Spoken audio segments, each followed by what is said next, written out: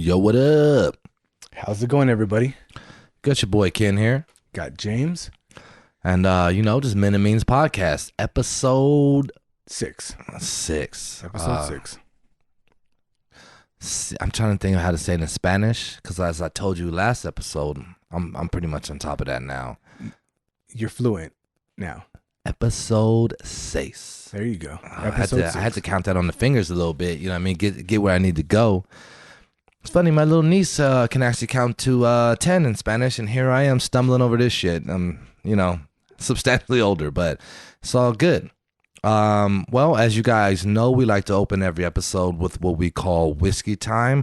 And James, what are we trying to get with that? We're trying to get in the pocket. That's right, sir. We are getting in the pocket, and that is what we are here to do. And hopefully you're getting there with us. So tonight's selection, what we got here, James? We got the MACALLAN 12 years age.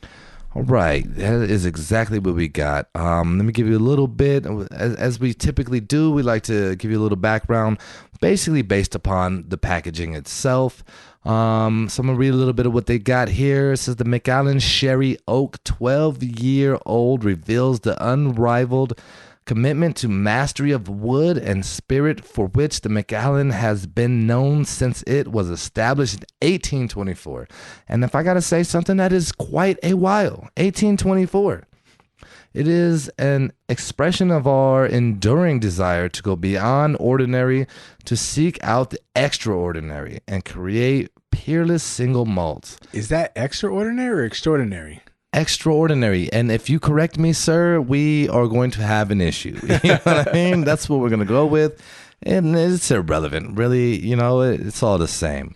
All right. So last time we had Buchanan, right? Say it how they like to say it. Bucanas. Thank you, sir. I've had a lot of pushback on that since we did our thing. Yeah. So we had the Buchanan, and I am very, very happy with Ken's selection today. He came through with the MACALLAN 12 years, and I couldn't be happier. I want to make a point here. If you guys listen to episode 5, that's 5 for you guys who don't understand. We did kind of reach out a little bit and say, hey, if anybody's out there willing to you want to sponsor another bottle, you want to send us a bottle, even just give us something that you think we should drink.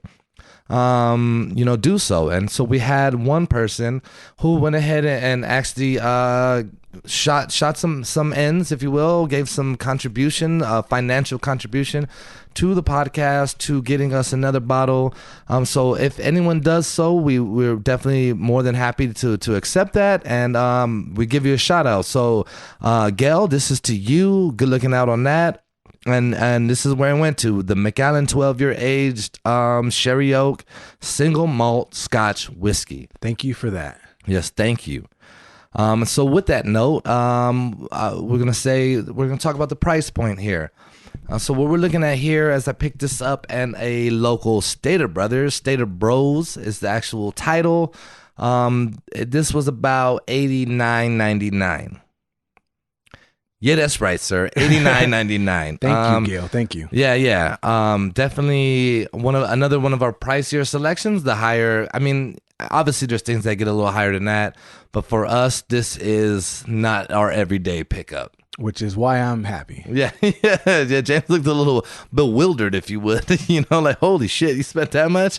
Yes, that's what we did. Thanks to our sponsor. Again, Gail, thank you for the hookup. And for everybody who's heard past episodes, I'm only giving him shit because he came through with the double Glenlivet, and then he came through with the Bucanas. And Bucanas was more expensive. Buchanan's. James Buchanan, okay, was a little more expensive than what we're drinking, what we're going to be drinking here. So, James, what do you think about the overall presentation of this bad boy? Well, obviously the presentation is nice. You got a box. This considers a box. It does come in a box for you lower class whiskey drinkers related to Crown Royal. Okay, yeah. It doesn't come in a bag. You did not get a bag. Keep that in mind. I do like the bag that Crown Royal comes in. Yeah, it came in a box, which is nice. The bottle looks really nice. It's a really simple, elegant. It almost looks like wine. It almost looks like wine. Just the kind of the design of the bottle, the actual labeling of the bottle. It's a very tall bottle. And you know, speaking of it looks like wine, it is sherry oak cask. I'm assuming that would be something that they the kind of barrel, and maybe I'm looking like a fool here, but I'm gonna assume that that would mean that this was actually aged in a barrel that at one point had wine in it, sherry, if you will, as I have heard they do that kind of thing. Yep. I may be wrong. Don't know. Anybody wants to weigh in? Let me know. Maybe I look bad. Educate your boy. Yeah, so the presentation is very nice. So we're going to go ahead and get into this. Well, I would like to say too, I think for James and myself, I think simple is always good with us. I think, you know, over the top is a little exuberant for us. I think we both aim, you know what I mean? Stay right in the middle ground there. You know what I mean? We wear plain T-shirts and things of that nature, and this kind of lends itself to who we identify with. Exactly, and for everybody who heard episode 5, we are back to a cork top whiskey. Oh yes, thank God. You know what, that last one, man, I was like, it's 30 minutes. I'm holding it to get an ounce in this glass. Yeah, so I'm very pleased with that. So I'm gonna go ahead and pour this up. All right, here comes the pour. Oh, very nice, sir. Very nice. Very nice. Actually, I mean, it's a little quicker than last time, to say nothing else. Again, James has the nice glass. I have been left with the mediocre glass. with the tequila branding on it. Yes, like we're drinking tequila. Cazadores is what the glass says. But, it's all good with me. It's all good. So. All right, man. Can we get a little cheers? Let's do a little cheers here. Okay. Wait. Let's get a little. Can we get a little smell? Hello? Hello. How are you? And how the hell are you? I'm doing great. I gotta say, I am not disappointed as far as aroma goes. Yeah, so first off, this smells great. How about you describe the color of this a little bit? What would you say? Honestly, after I poured this, as you guys can see, it looks beautiful. It is a beautiful color. It's what I would call a rich gold color. Yeah. You know what I mean? Again, I am reading this off the box. Let's make no mistake here. But unlike the last one, the author's not lying. This is a very beautiful whiskey. It is. It smells delightful. Beautiful. The aromas, according to the packaging here, complex with hints of vanilla, dried fruits, and ginger. And I'm going to be totally honest with you. I get none of that. No, I get none of that either, but it just smells really smooth. Hey, can we just address who the hell is coming up like this is what it smells like? You know, it smells like liquor to me. You know what I mean? It smells like liquor, but you can smell this, like the smooth smell. I don't smell fruit. No fruit here. It's not bananas or strawberries or nothing. It smells like whiskey. It smells like, that's what I'm saying. It smells like a little liquor. Yeah. So, okay, I'm going to taste this. Just going to give it a taste. Initial taste, very smooth in my opinion. Wow. Yeah, wow. That's good. And this is 12 years. Okay, this is very smooth. I gotta say, now I could taste a little hint of vanilla, maybe. My first taste impression, I'm happy. I'm feeling good right now. James, where you at with that? Well, that's a very good taste. Very smooth. I'm not tasting the vanilla, but again, anytime you're drinking a quality whiskey, I think it's just very clear in that first sip. I don't know. I think price point is not gonna. So from the reviews we've done so far, I don't think price point necessarily dictates quality whiskey. No, I don't think so either. I think it depends on just the quality of the whiskey. Yeah, I agree. This this, to be fair, is only a 12-year aged single malt whiskey. Obviously they get a little deeper than that in age. I'm gonna go ahead and give it another taste. See where we land.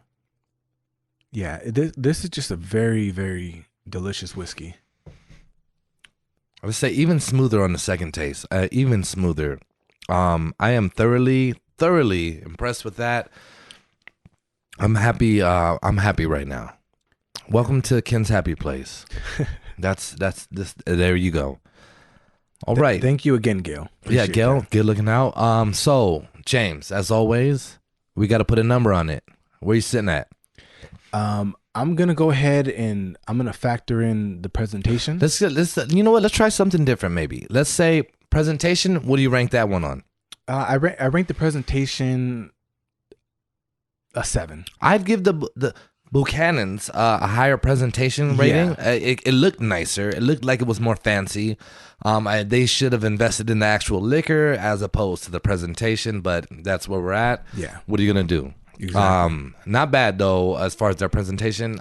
James, you gave it a 7. Give it a 7. Let me take a gander at the bottle here again. And the box, if you don't mind. I'm gonna say, if I could walk by this every day and never look twice at it in a store, I would give the presentation, and this is being because I like the whiskey, I'm gonna give it a 6. Okay. Presentation, and I don't imagine the good folks at MACALLAN would have any objection to that. I don't think that they're trying to invest in the presentation in that regard. However, there we go. Price point. I'm gonna say it's pricey in my regard. Obviously, there's things that get much more expensive, but for where we're sitting, you know, man, I make $9.25 an hour. I'm barely getting, and minimum wage is like $200 an hour now, and I'm still sitting at $9.25. And I'm at 9.24. Yeah, he's getting there though. He does more overtime. It's cool. No, but I'm gonna say price point is definitely. I'm gonna give it the pricey category for me.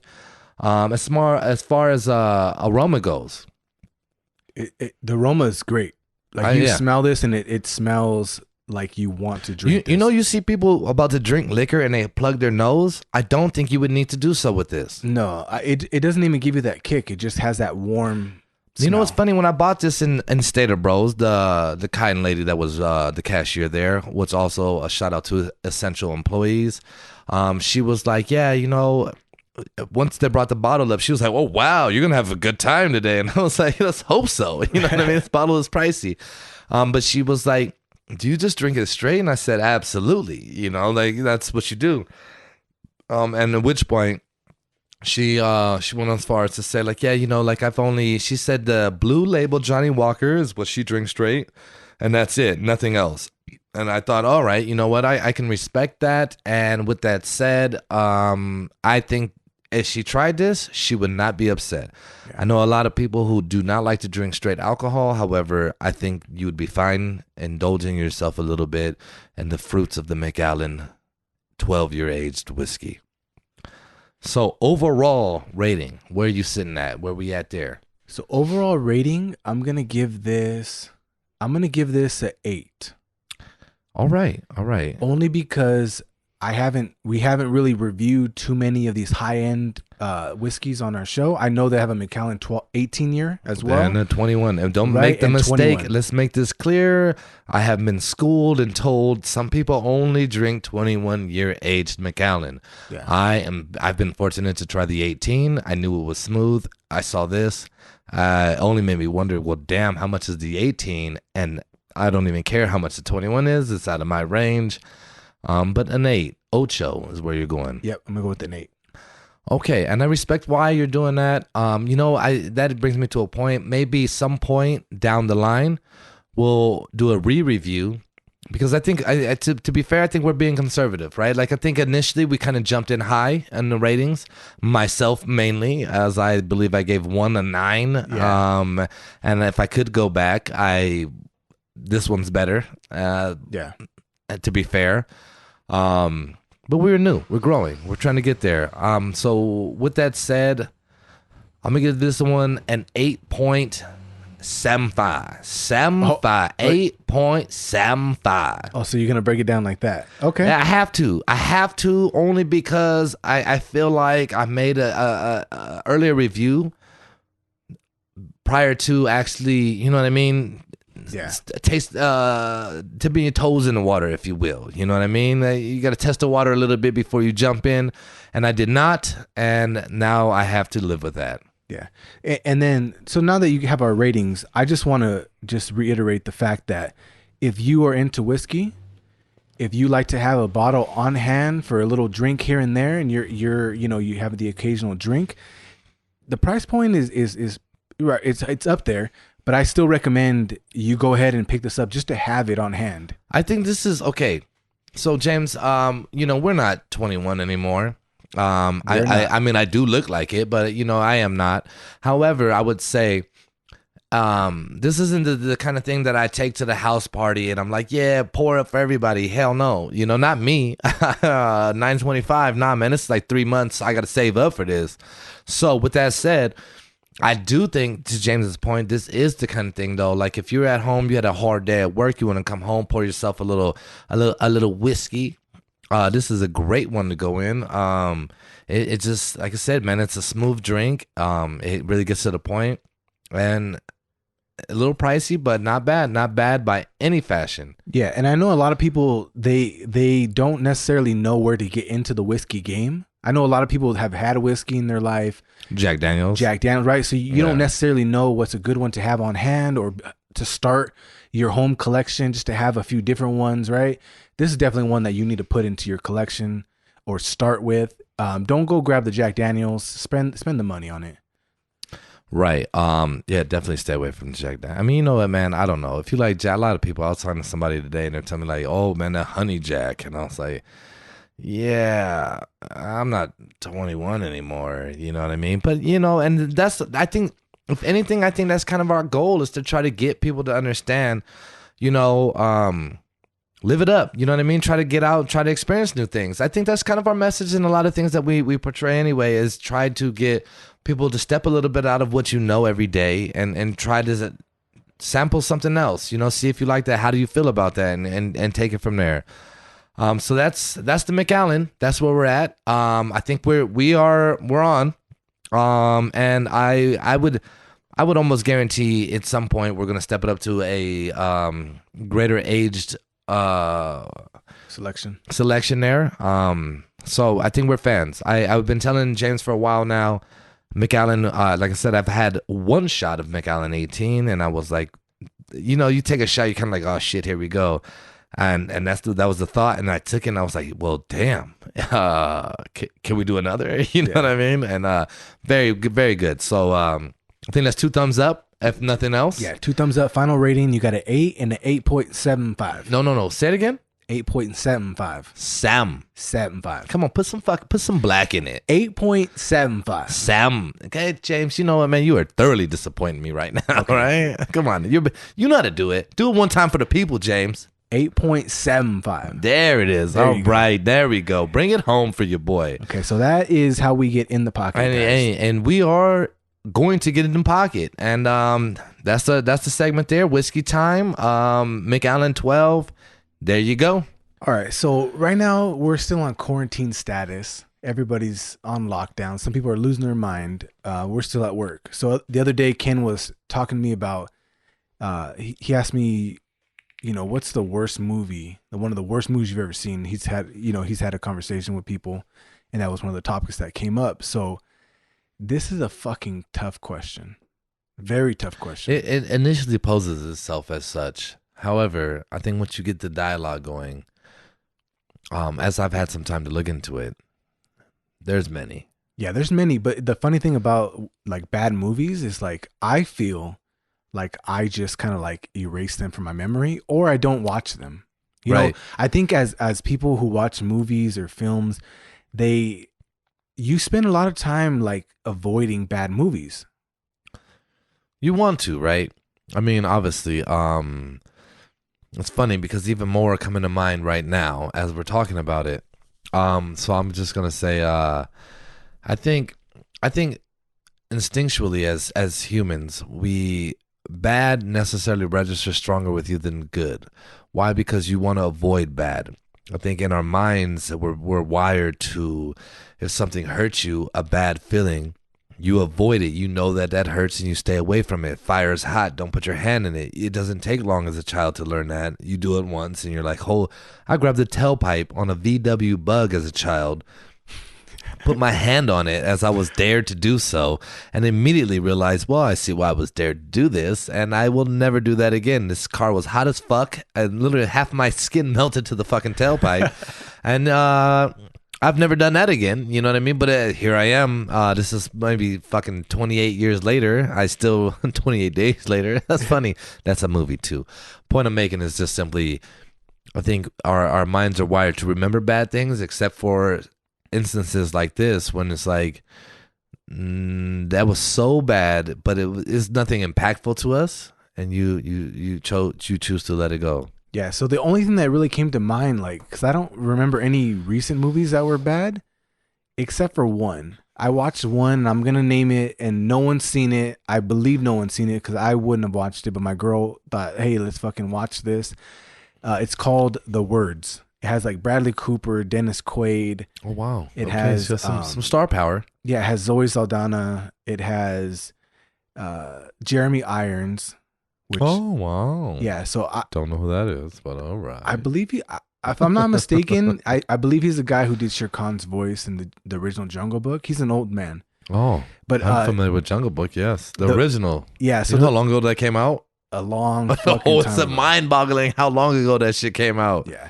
So this movie was bad, and lately I've been really into how they shoot movies and angles and shit like that. I've been really infatuated. I watch movies now just to watch how they choose to shoot a scene, and right off the bat, I saw like poor choices. Do you know who the director is? I do not know who the director is, but I saw poor choices. What is this called? The Words? The Words. Let's find out who the director is. Yeah, it had Bradley Cooper. But I saw like bad choices with how they chose to shoot the scenes, and I thought like, fuck, this is gonna be a rough ride. And the reason why I'm saying this was a bad movie is because it was literally a story within a story within a story within another story. And I know that sounds like a bad concept for a movie, but like the fourth layer of the story was actually good. They could have done without everything else. Just real quick, the director is Brian Klugman. Don't know who that is, but that is his name. Yeah, that doesn't sound familiar at all. At all. Yeah, maybe for a reason. Yeah, so that was probably this is the last one that comes to mind as a bad movie. But this is a very tough question. Okay. Well, James, I appreciate your movie that no one knows what the hell it is. So I just went with, while you were talking, one popped in my mind that I absolutely hated and thought it was a total terrible representation of what it could have been. But I have two movies, both based on comic books, that I thought were absolutely atrocious, if I may say so. The first one I'm going to mention is probably the worst of the two to me, and that is Catwoman, featuring Halle Berry, starring Halle Berry, I should say. That movie, I could not believe how poorly done in every aspect it was. The only upside was Halle Berry. You know, like I think that was. A lot of times you see some things and you wonder what studio greenlighted that. Like, how did you say, yeah, let's do it? You know, who read that script and was like, that's fucking awesome, you know? But yeah, so for me, Catwoman, I mean, I just think in every aspect, I thought it was poorly directed. I thought the CGI even in it was terrible. The stories written was terrible. The dialogue, every facet of the movie was just absolutely atrocious. I don't. If there's anyone out there that thinks that that's even a okay movie, you know, you could fuck all the way off is what I'm going to say. And then while James was speaking right now, I came across in my thoughts another movie that I also could not be more disgusted with, and that is going to be Ghost Rider. Ghost Rider is so... And like as a kid watching the comics, I was so like, man, this guy's the man, you know what I mean? Like, look at, not to say the man, but you know, it's just like, okay, this is cool to watch, you know? No, this movie, Nick Cage, like, who casted Nicolas Cage to be Ghost Rider? I feel like at that point in his career, it was just trash, period. Like, he takes everything. He takes everything, which is his biggest fault. But at that point in his career, it was never going to be good. If you're like, hey, let's get Nick Cage, it's a wrap. Do you like Face Off? Face Off was iffy for me. It's today to watch it, I'm like, oh my God, this is so stupid. But however, as a kid, I was like, hey, dude, this shit is, hell no, I get it. Yeah, it makes sense. Just cut his skin off his face and put on someone else, and then he's that guy.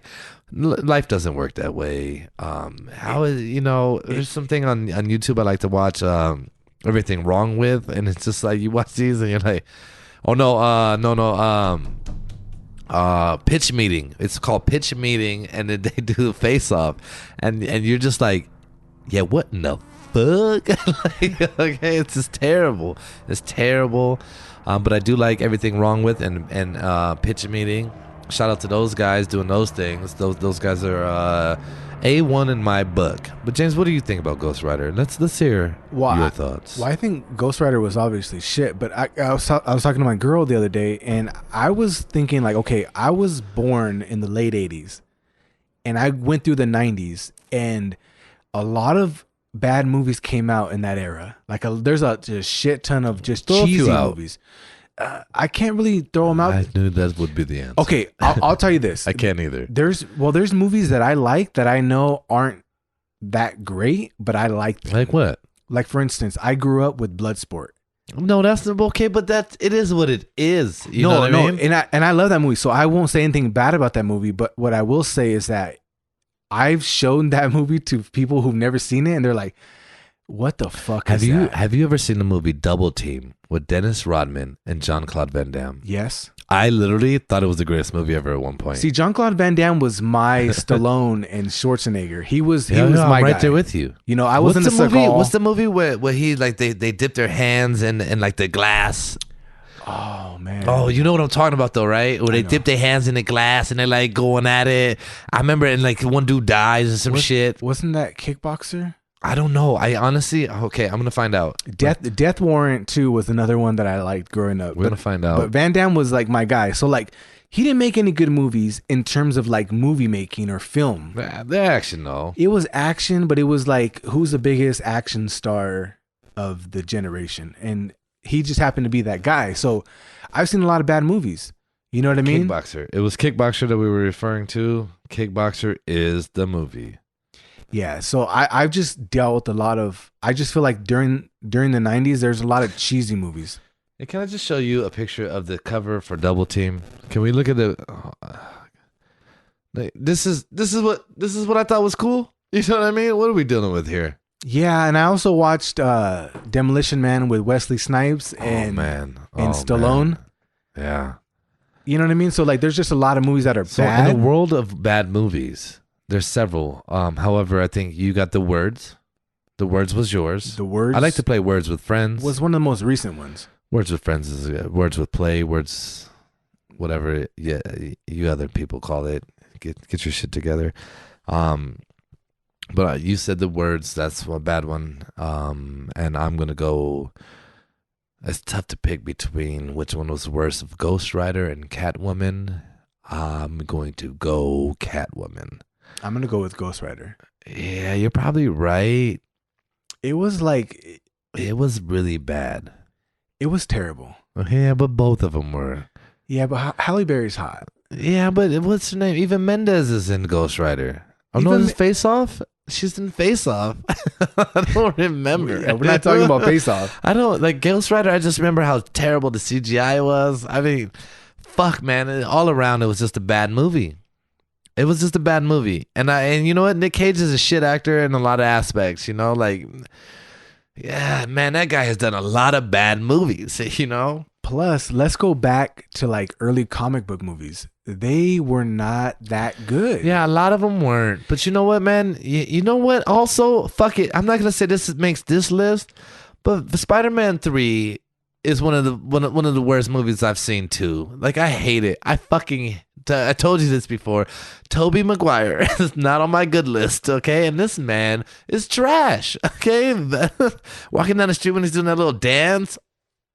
God, oh man, I can't get it out of my mind, and I hated it. I hated it. Tobey Maguire's trash. And to be honest, Daredevil was one of the worst movies ever made. And it's funny because it made me look at Ben Affleck and just completely disregard him as a person. It was terrible. Wow. Yeah. You know, how many good movies does Ben Affleck have?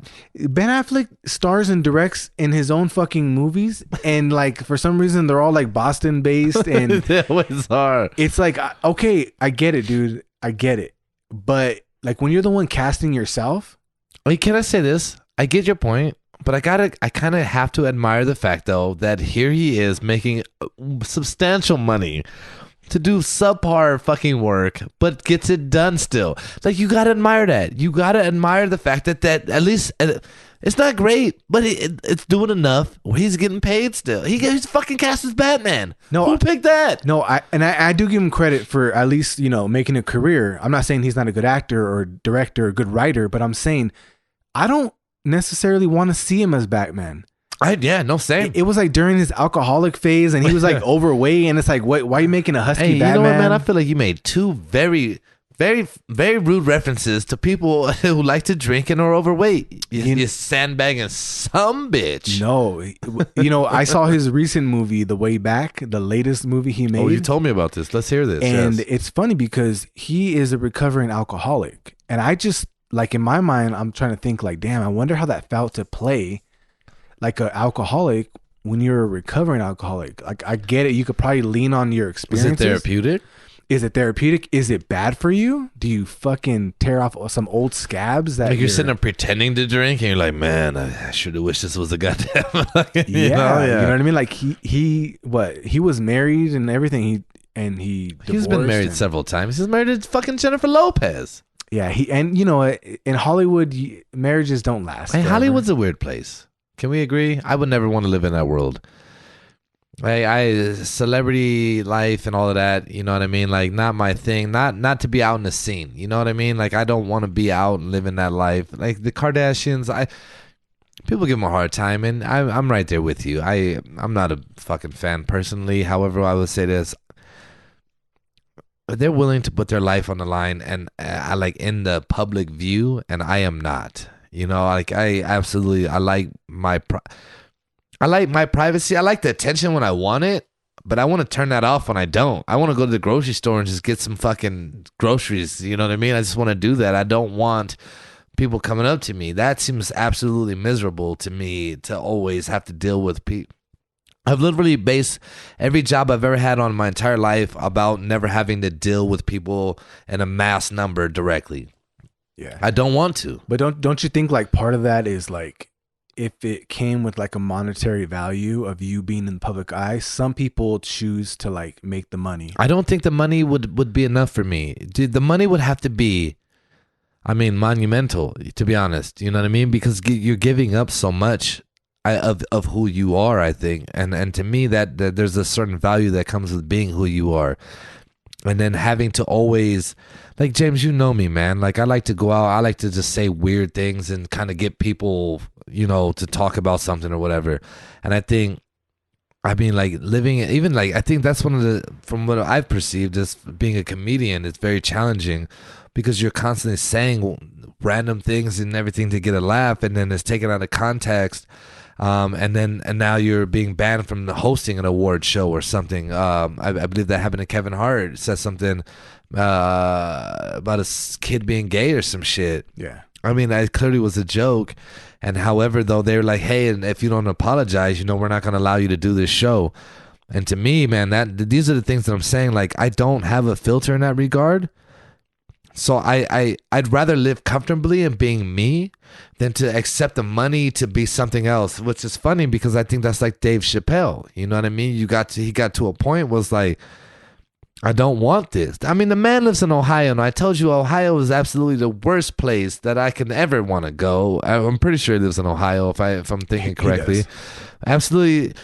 The last place I ever want to be in my life. I absolutely hate Ohio. You know what I mean? But I get what he's doing in that regard. It's just getting the fuck out of there. I listened to a song by Eminem earlier today, saying goodbye to Hollywood. You know what I mean? And he's talking about that. Like, I got to get my life back for fucking me. I don't want to live that world, man. Like, I get it.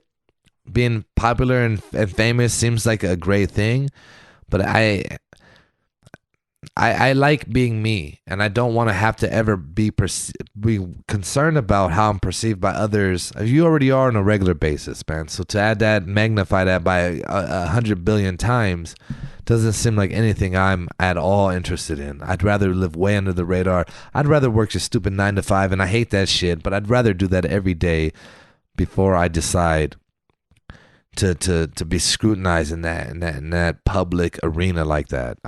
No, it doesn't seem fun to me. Yeah, I think some people are built for it. I think some people are just naturally there. I think some people they're okay with what comes with it because they're actually making a living. Like you said, Ben Affleck is making a living.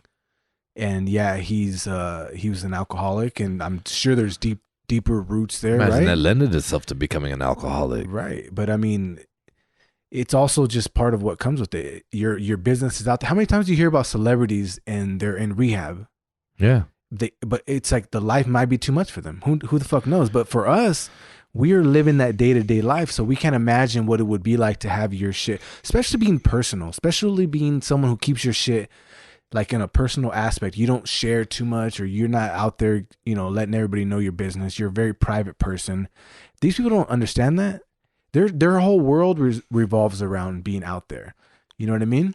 Well, I agree, and I think the fans don't understand that, and I think that would be the biggest picture, right? Like fans, you go out somewhere, fans aren't considering like, oh man, maybe he's just having a bad day. You don't get to have a bad day in that light, and that's what I'm saying. I don't think I am built for that. I don't think I could manage that. I think I would look like Christian Bell, you know what I mean? Like losing his shit, going off. And you know me, James, and that sounds like me. Like, what in the fuck are you doing? Are you fucking, you know what I mean? Like, that's what I would be, and I don't want to be perceived in that light. I mean, I'm okay with it when I do it because I have a reason to do it, but I also don't want it to be fucking blown up to the entire world of all these people who have no idea who I am and now are solely basing everything they think about me on this one interaction. That seems like a terrible thing. I'll be honest with you, man. Even doing the podcast, I'm a little iffy. I fully feel like, fuck it, be honest, be you. Go with, just stand by what you think and be honest about it, and you don't have to worry about. But it is a little something you have to consider in what you're saying and how you're doing things, because other people perceive things in a different light, and you have to monitor that. I have taken the approach of not to do so. I've taken the approach of just being honest and being who I am. I'm being okay with that, and whatever comes from that, I will accept. But I am not on the scale of these people. So, we said all of this because we're talking about terrible movies, and I think Ben Affleck was the one that drove us over the edge. Yeah, and we all understand that Nick Cage shouldn't have accepted. Yeah, he shouldn't have accepted like 95% of the movies he's done. Okay, he has a couple, but like, God, dude, but he was bankrupt. It is a little, you get what I'm saying though. In the public persona, he's trying to live a life. You know who was cool? Fuck it. We probably should wrap this one up, but I'm gonna say this. And with that regard, you got to take it like a Keanu Reeves. This man is sitting there like taking the subway still and just doing regular, basic people things. And we're talking fucking John Wick, Neo, you know what I mean? Like, we're talking this guy, and he's still living that, and that I admire. That is something I can look into and think that's cool. Yeah. I think Keanu Reeves is someone who has just gone through the motions in Hollywood, kept ups and downs. Yeah, ups and downs, kept true to who he was. But I will say he needs to stop making John Wick movies now. No, fuck you, We're man. done. No. We're done. Shoot him up. We're done. You know what, man? Look, this is Hollywood too, and I agree with you. Yes, we probably should be done. But the point I'm gonna make, well, Halle Berry was in there too, so let's keep that in. No, Catwoman wasn't that bad. Well, John Wick 3 wasn't that bad, brother. She was in there. What John Wick 1 was great. It was a great movie. But this is Hollywood. This is what happens. Yes, they got you on the hook, and now they're gonna pump 2, 3, 4 out. Like, come on. Have you seen Swordfish? Have I seen Swordfish? Is it a good movie? Is it a good movie? Yes. For the time, it's a timepiece. It's an okay movie, but it's one of Travolta's last movies where he's even relevant. No, he's a weirdo in that movie. No, he looks like a weirdo. He is, but he plays that character well. Weirdo. Yeah, he's a weirdo. He is a weirdo. Say Scientology. You know what the fuck you gonna do? Yeah, he is a weirdo. If you're a Scientologist out there, I'd like to understand why the fuck you're a Scientologist. What drove... I want to know what gets new people to be Scientologists. I'm very concerned about that. Fuck, that's probably a deeper wound than Ben That's Affleck's. probably... we're probably opening up some shit. They're going to come shut us down. You and I hear episode 7 because we brought up that shit. We don't give a fuck. The funny thing about Scientology is like, you have to be able to afford it. Well, to move up, you literally have to make... certain dollar amount contributions. Exactly. And if you don't, and then what kind of fucking thing is it? We're like, well, did you want to move up? well, you need to pay us more. You know what I mean? What the fuck is that, dude? Yeah. I don't know. I'm gonna just back off of that one 100% because that's gonna open up another can of worms. But you guys get what we're getting at here, and we are definitely not Scientologists. You know, Tom Cruise, you fucking weirdos.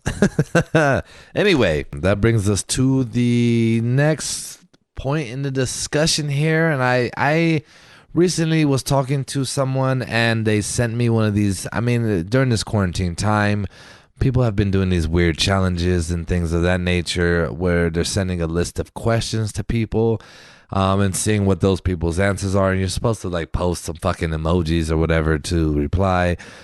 However, I tend to think I kick it with a group of people who are a little more sophisticated than that. And we just discuss these topics straight the fuck out. So one of those questions though was something that really got me thinking about something, and I thought, you know what, man, this is a great topic to bring to the cast, if you will. And so I'm gonna ask this question to you, Jamar. Here we go. Question is this, sir, you ready? I'm ready. All right, this is a tough one. You sure you're ready? I'm as ready as I'm going to be. And there you go. The question is, would you rather marry someone who doesn't love you, or would you rather marry someone you don't love? Damn, a would you rather question. Would you rather question at hand. Here we go. What would it be if it wouldn't be hard, right? Hey, it got to be something to think about. Yeah, this is a very loaded question. So someone who doesn't love me or someone I don't love. Man, as I think about this question, the thing I think about is like hypothetically being in each situation, like being with someone who doesn't love me or someone I don't love. Well, let's talk it out. Because I feel like if it was somebody who I don't love, I think if I was married to them, I'd eventually find a way to love them because I'm spending like a significant amount of time. I'm probably invested in a family. I'm probably driven with goals that incorporate them now, even though I don't love them. But what if they are not meeting these goals? So you don't love them, but maybe you don't love them because they're not driven. They're not getting accomplished. They're not doing these things. So the reason that you didn't love them remains the same. You do not love this individual. Why? I probably end up divorcing them at that point. Oh, and you know what? Let me bring up a subject here because I think this should be said. I am a product of divorce, and not to say for any foul reasons, outside of the fact that, we just weren't working out at the time. We were young and things didn't work out. So I can't necessarily relate so much to the aspect of not loving or whatever that is. So I just want to make that clear. So I do have a little expertise in the matter, if you will. You know what I mean? I'd probably marry someone who doesn't love me. Like, that's just, why? So you love them and they don't love you back. Right. But I'm so independent that like, it doesn't necessarily, like, your actions don't always necessarily apply to me in a certain way. Like, I'm still going to do the things I love, I'm passionate about. I'm still going to be me. I'm going to love you. Like, I love a lot of people who don't fucking necessarily love me. Like, that just goes, like, even like you take family. Like, I do a lot of things, family, friends. Sometimes I love friends and family that don't necessarily give a fuck, but I do. So I can live with that more than like living with someone I don't love or being married to someone I don't love. So I would probably take someone who doesn't love me and I would just go about my business as usual. Now, okay. So before we dive deeper into this, I'm going to answer the question myself. When this question was directly posed to me, I also looked at it and thought, like, damn, I don't know. This is a deeper question than just the rest of them. Like, you like tacos or hamburgers? You know what I mean? Like this is literally the last question on the list, and then this is something that I was like, fuck. I think this kind of says a lot about who's answering the question. So for me, I agree with you, James. I also went with the fact that I'd rather marry someone who doesn't love me. For me, the thought process that went into that, so the way I talked it out to myself was more like, I'd rather at least me feel like I'm in love. You know what I mean? Like, and ideally you want to be loved back, and it's shitty when you're not. However, I thought if I had to choose, at least I'm in love. At least maybe there's something and this person doesn't see it in me, but at least I see it in them. At least I'm inspired by them. At least I want the best for them. At least I'm trying to do something for the right reason. Whereas maybe they're not doing the same, right? Their aspirations are going to revolve around the same world. However, at least I know that mine do. And I think it would be terrible, and it would feel shitty to be the person that's like, hey, you know, like I love you and you don't love me. You know what I mean? That sounds very difficult to deal with, but I also considered the fact that I think I'd rather me do that, to me be the one dealing with that, than someone else having to deal with me doing that, if that makes sense. You know what I mean? I thought like I'd rather me take that burden on than have to pass that to someone else. And well, imagine what it's like for someone, like all the experience that I've known with people is like when you like come to the realization that you don't love somebody. Usually that's the end. That's the beginning of the end. Like like that decision, like that realization is usually like the beginning of the end.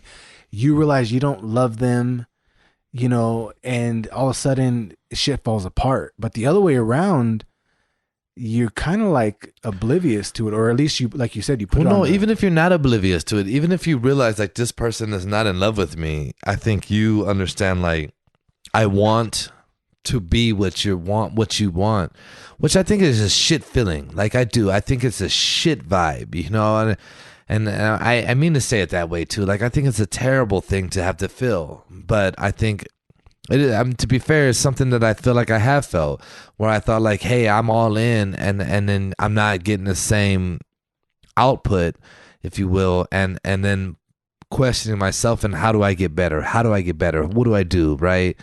And I think it was tough, but I think I was built for that kind of shit. I was built to not only to go through that, because that's shit, and then but you shouldn't sit there and take that, but you take that if you go through that, and then what do you do from there? Do you sit there and keep just feeling down? No. I feel like I was built in the respect of understanding like, hey, I will put everything I have on the line because I believe in something. But once that didn't work, I learned from that. I learned, hey, this wasn't right, and why wasn't it? What didn't mesh and whatever, and then you learn an appreciation for certain things, and then you also learn how to be like, hey, that wasn't for me. You know what I mean? And you learn how to get better in every situation. My main thing I like to say is, if something didn't go your way, then get better. Yeah. You know what I mean? Well, if you're like me and Ken, I think I can agree on this. It's like challenge accepted. Yeah. Like, oh, you don't love me? Oh, you're gonna love me. Well, right. Like I want to then rise to what am I? Because I would say this too. No one. There's no certainties really in life. I think very few. You know what I mean? But so you might think you're doing a great job, but then someone points out something, and if you give a fuck enough about that individual, I think then you question yourself and hey, where am I at and what am I doing? Or maybe that's not always the best move. Maybe you don't always question yourself, and maybe you need to, sometimes I think you do need to stand like, no, I am doing it right. However, I do think within this realm and this category in the world, the word love, things like this, you do tend to question yourself, and you do kind of tend to look deeper into yourself and what you're doing, and then you want to rise to the occasion. But even once you do rise to that occasion, so that's where I think the level is, right? You can rise to an occasion, and if you still don't get there, then you have to accept that, and you have to understand that, and you have to go from there, and you have to grow up on your own. Well, yeah, relationships are tricky. So like at times you're like, well, they don't love me, but it's because I'm lacking here. And then you readjust to it. You think you're doing the right thing. And then sometimes it's like, it was never going to work from the beginning. Well, right. And I think too, so like you just said, like they're pointing out things, right? And no one's just like, I just don't fucking like you, especially if you've been in a relationship. No one's just, I mean, sometimes I've actually had somebody tell me, like, I just don't like you. Yeah. And I'm like, holy shit. Well, that is heartbreaking. Yeah. You know what I mean? But at the same time, I think typically though, what you get is a little more like, well, you do this and I don't like that. And so you're like, okay, well, I guess that maybe that is perceived as a flaw. And, maybe that's something that I could grow on. And then, so I think that's the balance, right? You take a look at that and you think, hey, is this something I can work on? And if you think so as well, that's where you have to come in and you have to judge it for yourself. Is this something I can work on? And if you do and you get better there, and then that same person redirects that to something else now. Oh, well, you got better at this, but you know what? Now you were like this too. And then you do that. And then, oh, well, now what about this? And then, at some point it comes to clear like, maybe it's just fucking you. Maybe you just don't like me as who I am. Yeah, well, that's why communication's key. Like, a lot of times you don't necessarily express yourself in the moment, but later on you're like, hey, you're kind of arrogant. Let's just say that's it. Let's just say that's a topic, right? They're like, hey, you're kind of arrogant. And I'm like, you're like, when? And they're like, well, you kind of do this, this, and that, but it's not in the moment. You have to be open and you have to communicate these things, because that's why there's such a huge fall off sometimes. Like, hey, I'm just not into you. And it's because you're never given the opportunity. You're never able to adjust. And because you're doing things and you think you're doing the right things when you're not, you have to be told that. And you have to be able to care enough to adjust to that. I agree with you. I would say for me personally, as far as relationships go, I've been in 2 serious relationships in my life. And I would say I have been bad in the regard of, I'm very much like, when I'm upset, I'm very much like, I don't want to address it now. I'm very bad at that. And I think that was a poor quality of mine, right? Like, I'd rather kind of, let's just be honest about it. I typically kind of just shut myself down. And I'm like, oh, no, I'm fine. You know what I mean? And the reality, everything about me says like, no, he is clearly not fine. And then I just go about it. And then later it kind of builds up. And then I'm like, you know what? You did this and this and this. But since then I've identified that. And that's something that I've learned to, hey, look, you need to express things as they come up and deal with them as they go. And once those things occur, you say what you have to say and you deal with it in a moment, and then you're done, And the result of that is the result of that. You express yourself. You can't make someone do anything or anything like that, and you shouldn't want to. What you should do though is express how whatever happened made you feel and whatever came from it, and let them make their own distinction on how they want to deal with that. And if they don't deal with that, or they don't take you serious or whatever, then okay, accept that for what it is and move on, I think. Yeah, and again, relationships are very tricky. Like, there's things that you grew up with that stick into your relationship, and just tendencies that you build. And there's a lot of like bad situations you could be in, but to be with someone who doesn't love you or be with someone you don't love, I mean, it's a shit topic. There's no win out of that. You know what I mean? This is one of those would you rather, which is typical for a would you rather, right? Yeah. It's never a good thing. So this is a very good one in the aspect of like a relationship or marriage. I think it provides a lot of insight to where people are, right? I think the people that say the other aspect, I'd rather someone that I don't love. I think that. To me, just reading the question, I think, does that mean that you just want someone then that's into you, and you don't necessarily need to be into them? And that's how I initially kind of viewed the question. You know what I mean? Like, I don't want someone to be into me that I'm not into, because I'll feel guilty about it, and I don't want that. I know many people I know have been in that situation. I personally have been in that situation where people are way into me. Not acting like it was a lot. It was like fucking once 22 years ago when I was like 9, because I'm 30. And honestly, I'm one of those kind of people who, like, I'm going to love you, but if you can throw some wood on the fire and show me you love me too, yeah, you're going to get so much more out of me. Well, I mean, I think that too. I think that's what a relationship should be, right? Like, you should encourage each other and build each other up, and you should be open to also being able to say, hey man, you know what? Like, I don't think you reached your potential here. And me personally, I don't want to be in a relationship with someone who can tell me that, who didn't either didn't feel comfortable doing so that's on me. Like, I have to make you comfortable in doing that. But also, I mean, not make you comfortable, but make it like, hey, you're free to do so, and I'm not gonna without repercussions. You know what I mean? I'm not gonna fucking hold it against you. And maybe in the moment, but like I think I'm very good at, not in the moment, but I'm very good at understanding, like, no, that is a fair evaluation, and I should really consider that, and then I want to get better. But that's what a relationship has to be, in my opinion. Like, and to be fair, I've never been in a successful relationship, so who the fuck am I to call it? What I want to know is, I want feedback from the people who can look at this question and answer quickly. Because this is a very, very difficult question. It took me a minute. Can you imagine you ask this question to someone, they're like, oh, someone that I don't love. Someone I don't love. Like, I'm like, man, well, you're fucking weird. You know what I mean? Like, you're very egotistical. Like, you wow. know what I mean? But I think, too, like, that's what I say. I think there's a lot of different people in the world. I think a lot of people just want someone who's going to be down for them. You know what I mean? But I don't want you to be down for me unless I'm down for you. Like, I want us to do that together. You know what I mean? I couldn't imagine someone investing their time and effort into me and then me accepting that and not wanting to give it back.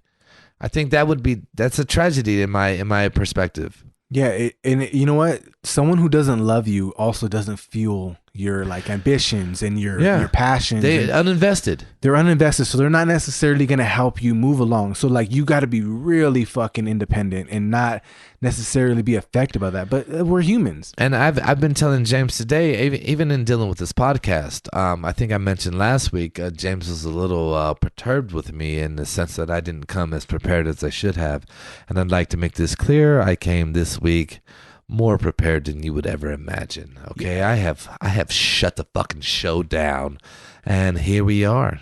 Yeah, you know, I give Ken a lot of credit for that, because I did give him a hard time because I have the fire of my daughter underneath me now, and now I'm just spreading it around. Now I'm like, Ken, what the fuck are you doing? Yeah, and you know what? Even as a friendship, like I wouldn't consider you a friend if you weren't going to push me to do things. I don't want you as a friend if you're just going to tell me like everything's cool. I don't want that in my world. So I don't want someone that I don't want to be around people in any regard that don't have the same love for me as I have for them. You know what I mean? So this question, to me, the answer is neither of the above. You know what I mean? I don't want either one. Like, I want to be mutually invested, and I imagine most people do. I imagine that that's the purpose of asking this question, is to say, if you couldn't have that, what do you do from there? You know what's funny? If you ask that question, like, would you rather be with someone? It's such an easier question. But you had the word marry in there, so it's like it's permanent. Well, and I mean, you know, and there's a facade there anyway. I obviously just said I was married before, and I get it. There's a lot of reasons why people, you know. Yeah, but if you were married now, it didn't work out. They take all your gold, all the gold you've accumulated. You know what, man? And just on that subject there, I want to speak on that a little bit. I want to say this: like, I was married, and by all means, I would have hoped that would have played out forever. You know what I mean? But I live in the real world, and we all do, and sometimes it doesn't. And okay, you know what I mean? I don't feel like that's a means of saying, well, you know, anything failed necessarily. I mean, I guess in that aspect, the relationship failed, but I don't think either. And every time I've seen this woman that I used to be married to, which, to be fair, like her parents live up the street from my parents, so I have ran into her several times. You know what I mean? But I absolutely have nothing but admiration for her and everything she does. And to be fair, she was always supportive. It was never like, no, you're not going to be anything. Never at all. You know what I mean? It's just another story there. And so with that said, I just want to make it clear, like, you know, man, sometimes it's not so much of that, or even like you weren't supportive or anything. It's just two people, or sometimes they're just two different people, and that's okay. Me personally, I thrive on being around people that offer me things that I wouldn't have normally been doing. You know what I mean? Like, I love that. I want that in my world, because you could teach me things I didn't know, and I could teach you things, and now we get to learn things from each other. And to me, that is one of the most beautiful things, is that this wasn't somewhere I would have gone, but here I am, and now you're here and you're telling me about it, and I'm interested. Not initially because you were interested in it, but now your knowledge you're sharing with me about it has just made me even more interested in it, and now I'm learning things, and I can expand on who I am.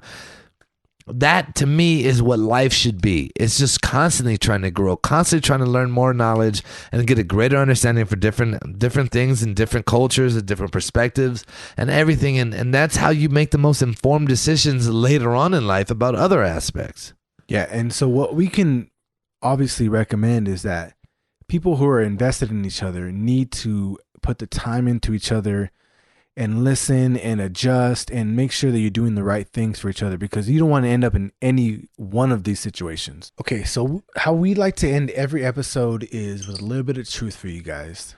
Something you guys can take, or, you know, something we're dealing with, something on our mind, but just a little bit of truth. What do you got for the people, Ken?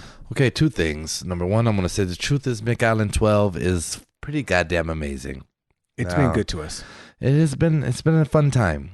With that said, my actual truth is going to be this, man. My truth is people don't like the truth. People like to, you know, especially nowadays, everyone's like, keep it 100, whatever they want to say. I don't think most people can really manage hearing the truth about themselves. You know, like everyone wants to say, keep it real, do this. Dave Chappelle had a skit, even when keeping it real goes wrong.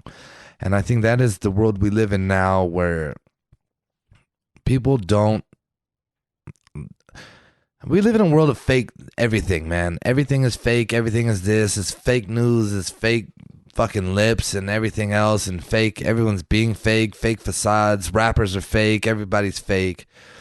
Nobody wants to accept the truth, and it's okay. I think the reality is it's okay to accept where you are if you have a goal of being better. Accept who you are and what you're doing and everything. Because if you have the goal and you have the mind state of I'm getting better, then you understand that every day is an opportunity to get better, and what are you doing about it and how are you getting yourself there, as opposed to creating a fake truth and trying to identify with that. You accept the reality of where you're at and what you're doing, and then you aim to get better. You come up with schemes and things to do so to get yourself there. What did I write here? Every day depends on the lens you're looking through. You know what I mean? Like how do you want to perceive that day? What do you want to make of that day? What are you going to do with the day? You can have the worst day of your life, you know, and sometimes you got to take a deep breath, take a step away, walk away, reevaluate, refocus, come back, focus on one goal, accomplish it, and then move on to the next thing that's on your list and get better. Accept the truth, accept things that you can be better at, and go with that. And with that said, that is my truth. That's Ken, keeping it 100 right there. And there's many things I got to keep it 100 with. And again, no one will ever be harder. My personal perspective is no one will ever be harder on me than me. I will criticize myself more than anyone. So I'm always open to hearing what someone has to say. And if it's right, good. Thank you. Let me get better at that now. I want to be better at what I want to do. And I'm going to wrap that up with that, and I'm going to leave it there. All right. So, and my truth is, you know, dealing with these times right now with the coronavirus and all the quarantine shit, nobody wants to say it. Nobody wants to say it. Here we go. But I think I already had the Rona. He already got the Rona. You know, and it's funny because, like, as soon as I said it, it's funny because it's perceived different ways. Like, I told Anthony about a week ago that I think I already had the Rona. No, hey, man, you've been saying this for a while now. Yeah, but I told him directly. Like, I told him my symptoms and all this and that. And you know what's funny? I haven't seen him since. He was out. I have not seen him since. And it's... he was supposed to be here tonight. Yeah, and you know... He's always missed, you know what I mean? But I have friends that I seen one of my friends the other day, and I told him, like, I didn't say it too loud because the neighbor was out, but I was like, I think I already had the Rona. He's like, dude, I think I had it too. And it's funny because right now in these times we're going through this quarantine. I was telling Ken, this is becoming a mental state. Sometimes I wake up, my throat's a little itchy. I'm like, oh fuck, I'm done. I'm done for. And then some days I'm like, oh damn, I feel great. So it's like we're going through these motions and it's an emotional battle. It's a long thing. And people get sick with the cold, allergies and shit, but nobody wants to say, I think I got the Rona. I think I already got the Rona. I'm just going to chime in a little bit on that subject.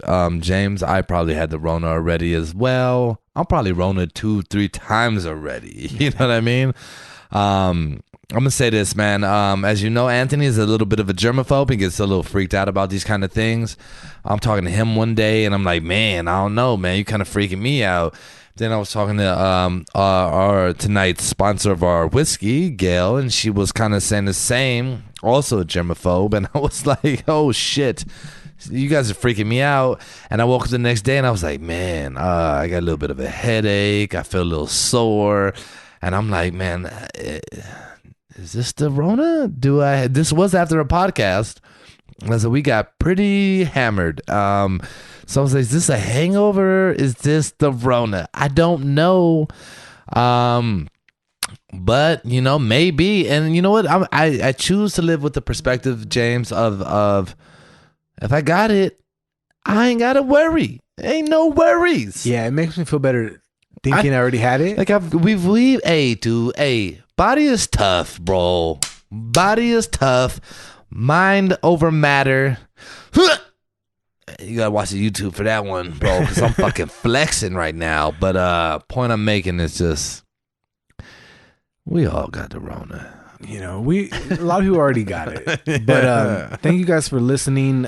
Check us out on social media. Menameans Instagram. That's gonna be the shout out there. Go to the Menameans podcast, YouTube. We're gonna have this video up. Yeah, coming soon. YouTube's coming up. But yeah, much love to you guys out there. Again, shout out to Gail for the sponsorship. All you other guys out there, guys, gals, whoever you may be, feel free to sponsor your boys. Hit us up if you want to know how. Give us recommendations. Give us topics. Give us whatever you want to hear. What do you like? What don't you like? And if you don't like it, then you keep it to your fucking self. We don't want to hear it. Yeah. Today we dealt with a lot of questions that were submitted to us from people that, you know, are just, you know, dealing with this time right now. But yeah, if you want to sponsor the fucking show, more than glad. Yeah, please do. Andrew should be sponsoring it next time. Andrew, aka Cobra, aka Golden Boy, aka my fucking brother, should be sponsoring this shit next time. So bottles on you, brother. You know what I mean? Let's get it done. And with that said, we're gonna go on and sign off. Okay, bye.